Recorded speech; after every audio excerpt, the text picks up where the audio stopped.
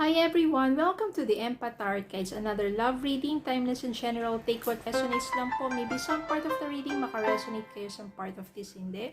Tingnan natin ngayon kung anong love connections, lessons in life, and guidance ang ating mababatid for this reading. Mga aral sa buhay, gabay, buhay pag-ibig, mga lessons in life, lessons in love, lessons in relationship. Spirit guides, send me messages.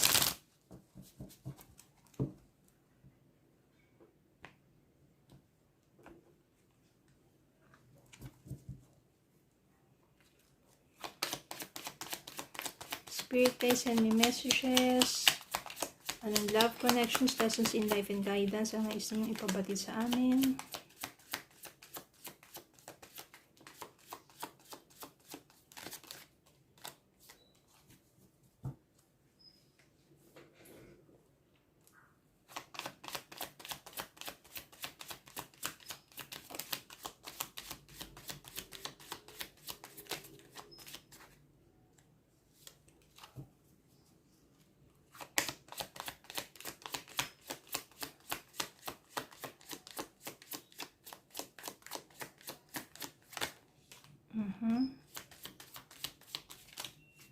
Okay.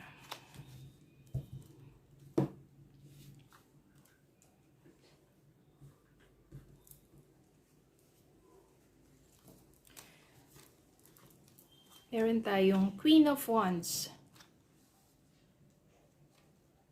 Page of Wands,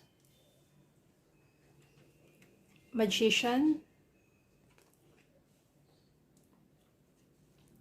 Lovers,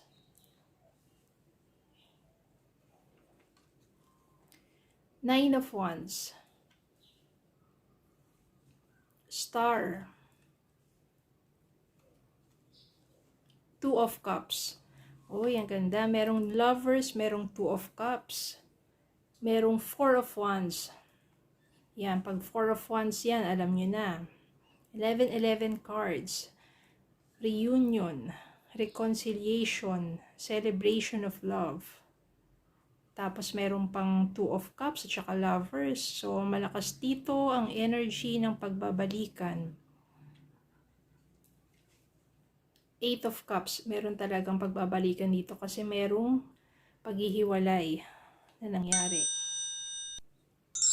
Ayun, paghihiwalayan at pagkawasak.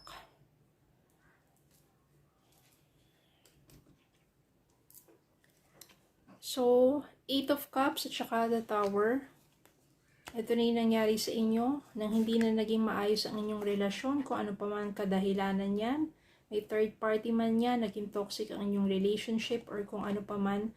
Tapos, merong isa na nang iwan, bigla na lang naglaho, nilisan ka, iniwan ka, pinagpalit ka, o bigla na lang ng ghosting, kung LDR man yan, tapos no contact na, ganyan ang nangyari. So, talagang totally nawasak ang inyong relasyon. Pero, since lumabas dito si Four of Wands, ibig sabihin, this is 11 cards. This is an angel message for reunion, reconciliation, celebration of love. Maaaring magkabalikan kayo. The second time around, magiging lovers ulit kayo. Kasi maaaring minamanifest ninyo, pinagdarasal ninyo, na muling mabuo ang inyong pagsasama.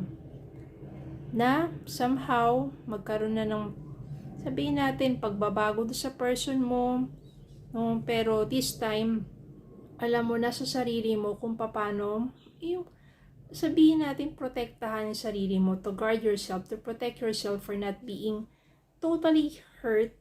No? Parang, pagdating sa relasyon ninyo, na kung saan before naging toxic, alam mo na ngayon, no, na kahit papano, hindi ka na yung 100% na talagang sabihin natin magpapasakob or magsasubmit na lang sa kanya, na kahit na minsan nasasaktan ka na.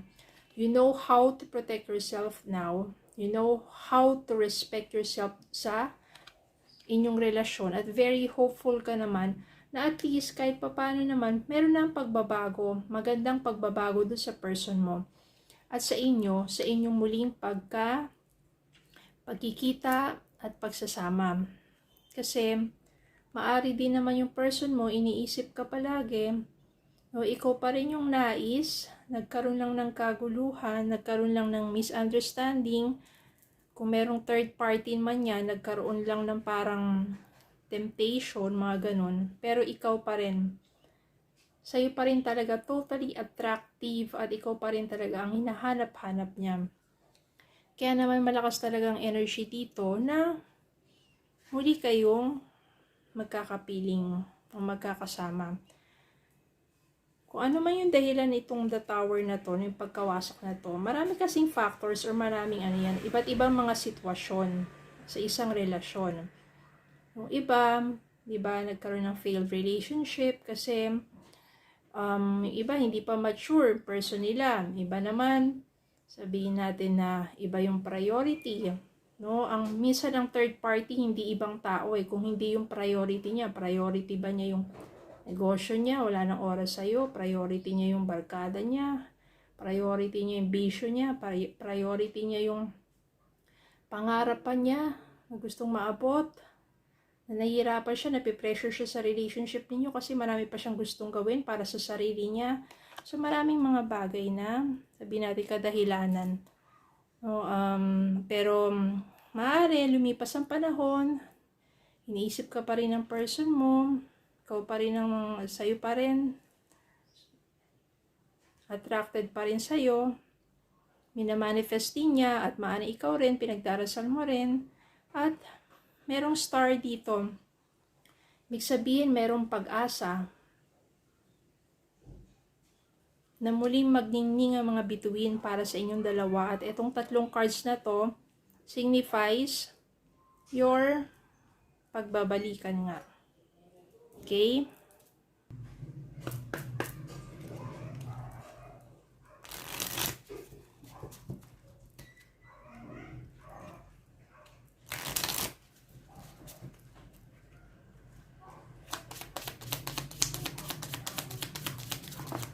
Ayan. Okay. The Golden Mirror. Self-absorbed, narcissist, one-sided relationship, love bombing. Ito siguro yung nangyari sa inyo before. One-sided relationship. And clock. Need time, takes time, in time, cycles, time to heal, progress. Kailangan nyo lang talagang siguro ng time to heal, or it takes time, or give each other's time, space and time, na para yung sabihin natin yung proseso sa'yo, universe, for you to realize something sa nangyaring relationship ninyo. For your person also, may proseso rin ginagawa sa kanya ang universe na upang sa ganun, may mga bagay din siyang ma-realize about your relationship. And maybe it takes time. At kapag dumating na yung tamang time, nandito na si 1111 card. Si 4 of Wands. Ang muling pagbabalikan upang maging lovers and to share the same feelings and dreams together. Ngayon, kailan kaya mangyayari yan? Okay, based dito sa reading na to, tingnan natin kung ano yung sign, kung kailan mangyayari ang inyong pagbabalikan. Okay, Spirit Guide, send me messages. Ano pong sign, kailan magkakaroon ng reconciliation? Kayo na pong bahala magbigay ng sign, day, month, kung kailan magkakaroon ng reconciliation. Give me a sign, Spirit Guide, day man yan, month man yan, anong malakas na energy dito, anong zodiac sign, okay, is it possible, yes or no, kung kailan magkakaroon ng reconciliation based sa reading na to. So, kung ano yung mas malakas na energy dito. Spirit guides, send me messages. Kailan magkakaroon ng reconciliation? Okay.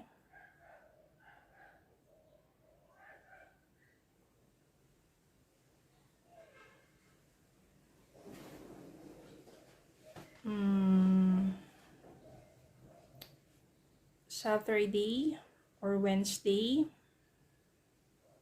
April or October, pero mas malakas yung turo niya sa October. Ito po, kahit nangangawit na ako, hindi siya ginagalaw kung saang direksyon. Siya yung kusang tumutungo kung saan yung nais niyang ituro. Meron din, yan, mas malakas Saturday, no? Tapos pa October, September, October, pero yan. October.